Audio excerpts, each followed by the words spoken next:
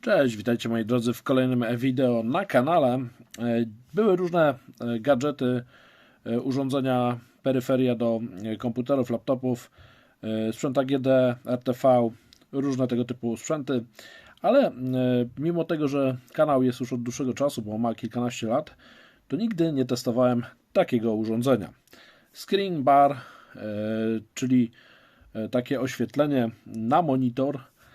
To jest to, co od dłuższego czasu chciałem kupić, nabyć, ale jakoś zawsze tak wypadało, że jednak niczego nie zamawiałem. Natomiast będąc na zakupach w sklepie Action, nabyłem taki screen bar i to w cenie naprawdę bardzo przyjemnej, bo w okolicach 20 chyba 1 zł, czyli w zasadzie około 6 dolarów, a w tej cenie po prostu musiałem przetestować pierwsze tego typu urządzenie, a więc nie przedłużając, zaczynamy. A więc słuchajcie, zaczynamy. Jeżeli ktoś jest nowy na kanale, to proponuję, aby kliknął łapkę w górę, zasubskrybował kanał, najlepiej z dzwoneczkiem. Jeżeli chodzi o sam screen bar, jest w tekturowym opakowaniu ekologicznym, brawo producent. Mamy też regulację tutaj temperatury barwowej, natomiast ona nie jest, słuchajcie, płynna. Mamy tylko 3 ustawienia: warm white, czyli ciepłe białe bądź też daylight, czyli światło dzienne. I te 3 stany możemy wymusić, naciskając przycisk kontrolny, który znajduje się z boku, i on też służy do wyłączania samego urządzenia. Mamy też informację o tym, że moduł LED ma temperaturę czy jasność 460 lumenów i mamy tutaj również możliwość regulacji około 6500 kelwinów oczywiście.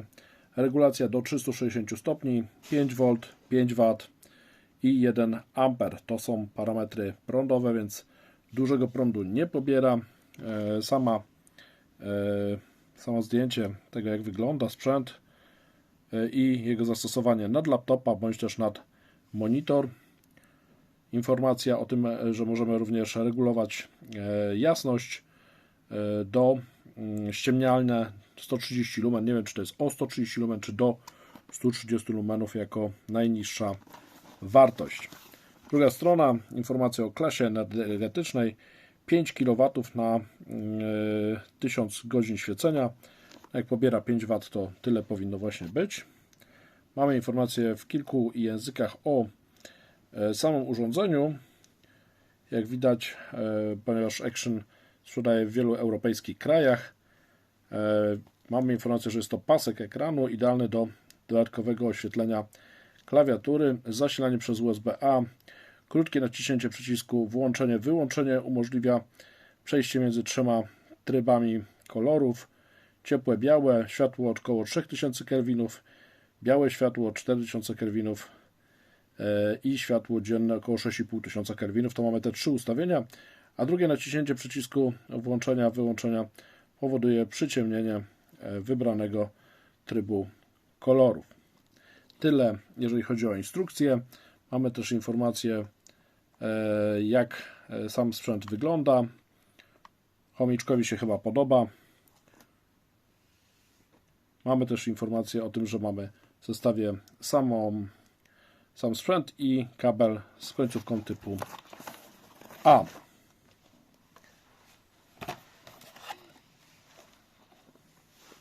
Patrz, co on robi. Słuchajcie, to wyciągnijmy zawartość zestawu z opakowania, a mamy sam sprzęt, jakąś instrukcję obsługi, to nas nie interesuje, i sam sprzęcik jest plastikowy, no tego można było się za te środki, za te pieniądze spodziewać. Mamy zintegrowany kabel, może przełączę na flasha dla Was, teraz powinno być to lepiej widoczne.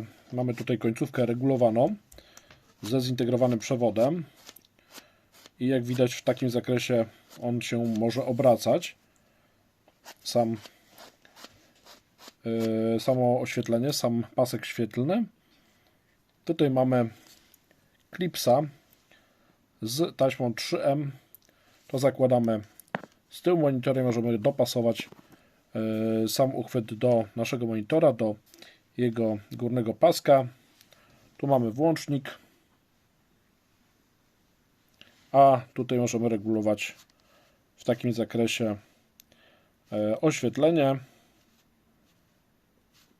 jeżeli chodzi o kąt padania światła. Dobrze, słuchajcie, to na szybko, żeby Wam pokazać, skorzystamy z powerbanka o mocy 65 W. Tutaj gdzieś Wam podlinkuję. Bardzo dobry powerbank swoją drogą od marki Inu. I montujemy przewód. Jeszcze na przewodzie. Co my tu mamy, słuchajcie. Mamy tutaj informację, że producentem jest Eurodomest i pobór prądu to 5 W, 1 A 5 V, 130 lumenów to jest chyba może światło, które maksymalnie oferuje ta lampeczka. 3000 kelwinów, 4000 kelwinów i 6500 kelwinów. Jeżeli chodzi o produkcję, to jest dla Electro Circle w Rotterdamie, ale sama produkcja odbywa się w Chinach.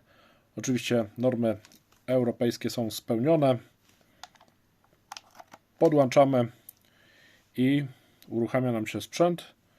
Tutaj z boku regulujemy raz, 2, wyłączenie, włączenie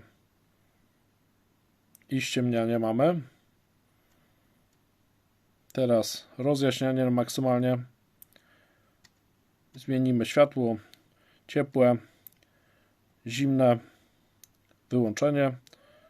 Nie, przepraszam, to jest zimne, to jest ciepłe, to jest dzienne, wyłączenie, włączenie,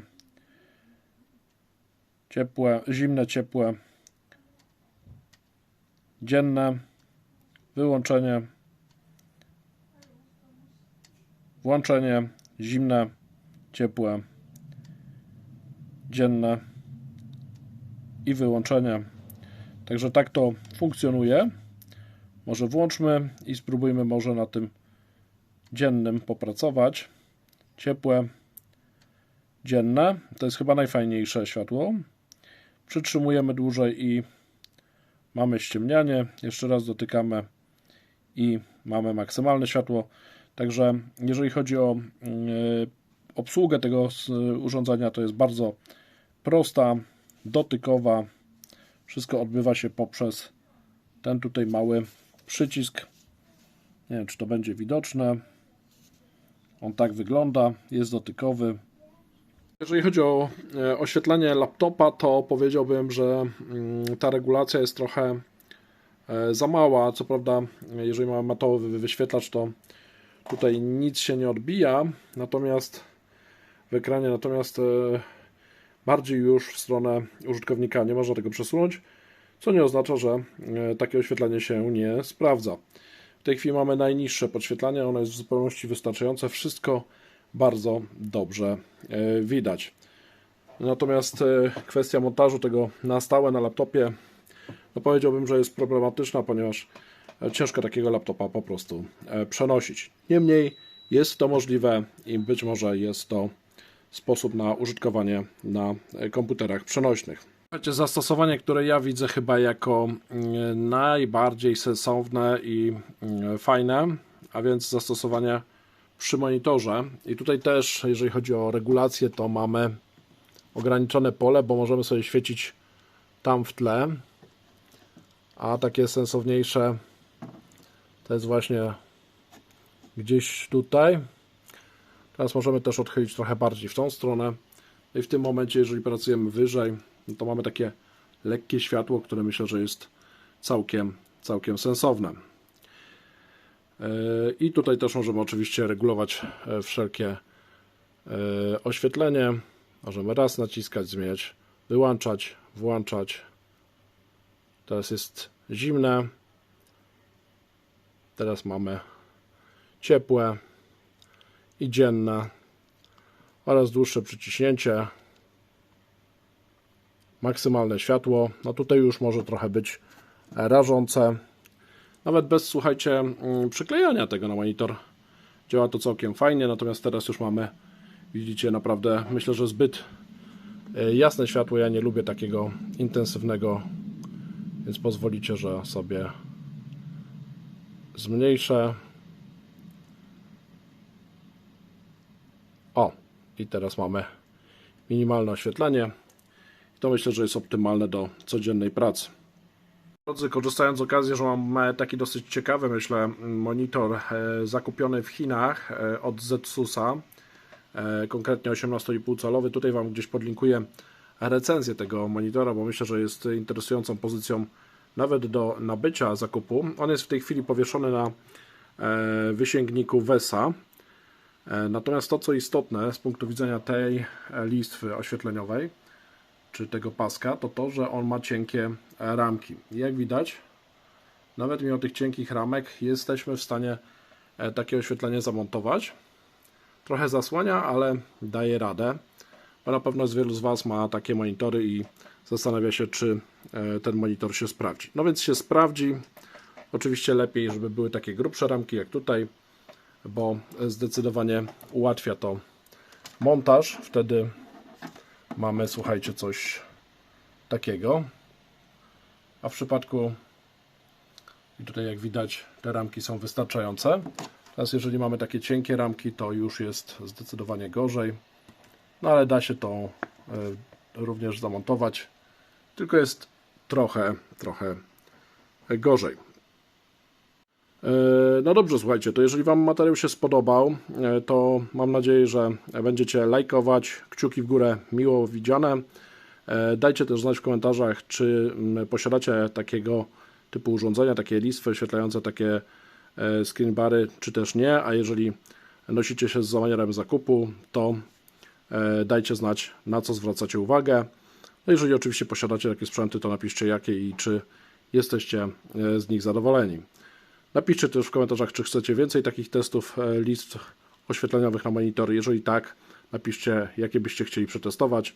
Ja postaram się wziąć to pod uwagę pod kątem przyszłych testów. Na koniec jeszcze oczywiście zapraszam Was do subskrypcji kanału, najlepiej z dzwoneczkiem, aby nie upchnął Wam żaden nowy film. A na koniec tradycyjnie kilka ciekawych materiałów wideo. Hej, hej, do kolejnego wideo, do kolejnej recenzji.